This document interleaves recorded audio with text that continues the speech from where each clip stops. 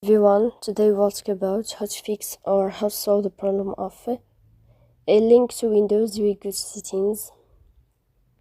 Here in this page you can go to apps, default apps, app settings.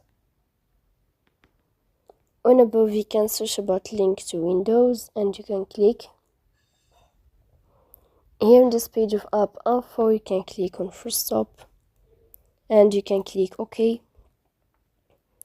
Here in this list we will enter to storage and you can click. After that you will enter to the window of clear cache. In the end you can turn off your phone and you can turn on your phone again to fix that problem. So please don't forget to support us by like and subscribe. See you next time in another video and thank you for your attention.